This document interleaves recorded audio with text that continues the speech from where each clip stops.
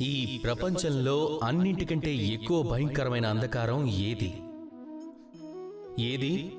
మేఘం సూర్యుడిని కమ్మేస్తుంది, దాంతో సృష్టిలో అంధకారం కమ్ముకుంటుంది అదా? లేక సూర్యాస్తమయం కావస్తుంది, సూర్యుడు దిగిపోతాడు, ఇక ఈ ప్రపంచంలో అంధకారం కమ్ముకుంటుంది అదా? లేక అమావాస్య రాత్రి అన్ని వైపులా చీకటి అంధకారం నిండిపోతుంది, ఇక చంద్రుడు ఎక్కడ ఏమాత్రం కనిపించడు అదా? కాదు. ఈ ప్రపంచంలో అన్నింటికంటే ఎక్కువ భయంకరమైన అంధకారం ఆలోచన అంధకారం. ఈ ఆలోచన చాలా లోతుగా ఉంటుంది. ఇదే ఆలోచన నిజంగా మారి ముందుకొస్తుంది. ఇక మన ఈ ఆలోచన, మన వివేకంలో కూడా ఒక సూర్యుడు ఉంటాడు.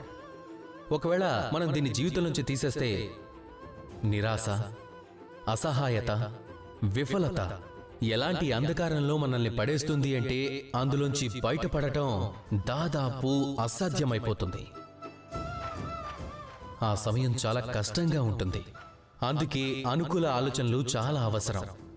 ఇలా ఆలోచించకండి, నాకే ఎందుకు ఇలా జరిగింది, సమస్య ఎందుకు వచ్చింది అని, ఆ వ్యక్తి నాకు ఎందుకు ఇలా చేశాడు అని.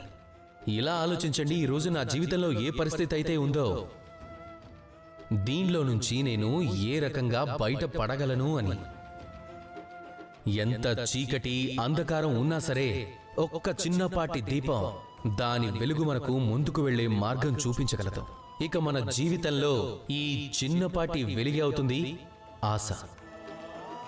ఈ ఆశా కిరణం అతి చీకటి అంధకారం నుంచి కూడా మనకు మార్గం చూపించగలదు. అందుకే ఈ ఆశను మన మనసులో ఎప్పుడూ వెలుగుతూ ఉండనివ్వండి.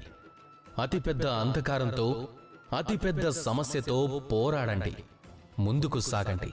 అలాగే నాతో పాటు ప్రేమగా చెప్పండి, రాధా కృష్ణ.